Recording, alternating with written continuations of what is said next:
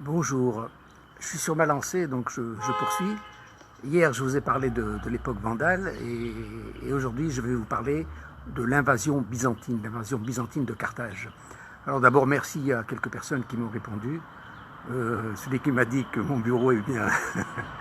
Merci, j'aime pas trop الهندسة بتاع تونس الخير الطبيعة هكا c'est beaucoup plus agréable. فما شوية يحس malheureusement, لكن si je le fais plus tôt, il n'y a pas de bruit mais il n'y a pas de lumière. Pardon, oui c'est ça, il n'y a pas de lumière, voilà. Donc aujourd'hui je vais vous parler des invasions byzantines. Donc à partir de 533, Justinien lance une expédition sur Carthage et elle était absolument inattendue parce que les relations étaient bonnes entre l'Empire, entre Carthage et... mais bon, il y avait ce nouveau régime de Gélimer qui ne plaisait pas au sens religieux, au sens que Gélimer voulait mettre plus d'appartenance arianiste à l'État vandale, alors que son cousin était plus tolérant à l'égard de la Trinité, il se permettait même d'avoir des correspondances privées avec Justinien Ier.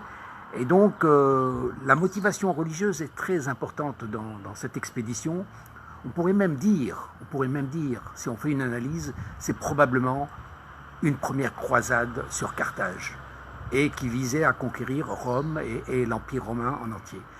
Je crois que si on fait cette analyse, c'est justifié. Je vous le montrerai un peu plus tard. Donc, cette bataille de Carthage, disons qu'elle est très inattendue, on ne s'y attendait pas, l'Empire vandale est en train de se composer, il a des difficultés internes, il essaye de battre monnaie, il est dans les préoccupations d'État, il n'y a pas de discrimination à l'égard des chrétiens, je vous rappelle que Carthage était arianiste, hein, donc il n'y a pas de souci principal, il y a une tolérance tant que le pouvoir vandale n'était pas contesté, et donc il y a une certaine religion à l'égard d'une diversité de cultes qui existait à ce moment en Afrique du Nord. Et donc débarque à Kapudvada, ce que je vous ai dit, Kapudvada c'est Cap Africa, près de Mehdia, de l'actuelle Mehdia. Les troupes débarquent et remontent vers Carthage. Alors ce qui se passe, c'est que Bélisaire, le général Bélisaire, qui était donc le général byzantin, celui qui avait justifié donc l'intervention, qui avait dit que nous avons des forces suffisamment armées pour aller battre les Carthaginois, donc il a convaincu en fait le Justinien, je vous dirai pourquoi après, si je n'oublie pas, parce que j'ai envie de dire des trucs et puis après j'oublie, j'ouvre des parenthèses et donc lui s'était installé en Sicile et il attendait le moment opportun et lorsque la flotte vandale s'est retirée de Carthage pour aller sévir contre les Sardes, eh bien il rentre à Carthage, pas Carthage, à Mehdia, à Kapudvada.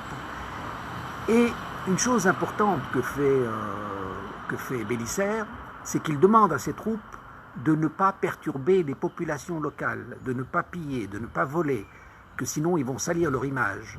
C'est très très important. Parce que lorsqu'il débarque, il obtient la collaboration des indigènes, des locaux.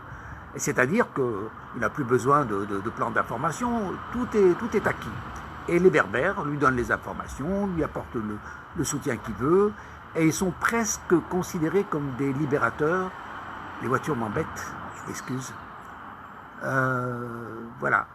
Et donc on débarque à Kapudvada et on remonte sur Carthage. Et que décide de faire Gélimer? Il dit je vais affronter l'armée byzantine, l'armée des envahisseurs, je vais partager en trois corps. Et il donne un corps à un de ses frères, un autre à son cousin, et puis lui, dans le fond, enfin, finalement, les Vandales s'engagent un peu de manière passionnelle, certainement, avec fureur, et les chefs se battent directement, et finalement, ils sont tués dès les premières heures de combat. Et conséquence, c'est que les troupes se retrouvent sans chef. Et alors, Gélimer est perturbé par ça. Est-ce qu'il attaque? Est-ce qu'il n'attaque pas? Il voit que ces deux chefs de ces deux autres corps ont été tués. Et alors, il leur fait un hommage funèbre. Et il n'attaque pas, il se replie. il ne se replie pas sur Carthage, il se replie sur Bulla-Regia. Et je ne sais pas si c'est une erreur. En tout cas, on l'attendait à Carthage et lui revient à Bulla-Regia où il espère recomposer ses troupes. Et Bulla-Regia se retrouve, Carthage se retrouve donc sans défense. Et alors Bélisaire remonte directement dans Carthage, qui est prise sans défense. Et la légende raconte que Bélisaire trouve même le repas chaud qui avait été préparé pour le retour du roi. Et donc il s'installe dans le siège de Carthage. Et Gélimer, lui, se retire à Bulla-Regia, où les Vandales sont encore réfugiés dans la région des Aurès, de Sétif, et il espère le retour de son frère, avec ses troupes, pour reconquérir Carthage. Or, en prenant Carthage, Bélisaire a un contact direct de port à port avec Syracuse, avec Palerme, donc il renforce avec les Carpactères, avec de nouvelles troupes, et en plus, il renforce la défense, les fortifications de Carthage. Ça veut dire que ça va être difficile de reprendre la ville parce qu'il y a des fortifications intérieures. Et donc, Gélimer, lorsque son cousin revient, il livre une dernière bataille dans laquelle ils sont battus. Et les dernières troupes vandales doivent fuir, ils vont se réfugier dans les Aurès. Et probablement que nos Kabyles d'aujourd'hui ont cette origine de Vandales, surtout les Kabyles dans la région de l'Aurès, donc du Djurdjura. Et ils se réfugient dans les montagnes, ils vivent dans la pauvreté. Et bon, tout n'est pas totalement fini avec les Vandales, ils sont toujours là, mais ils vont essayer de collaborer avec les troupes berbères pour récupérer Carthage. Asma, je vais couper, je vais reprendre plus tard.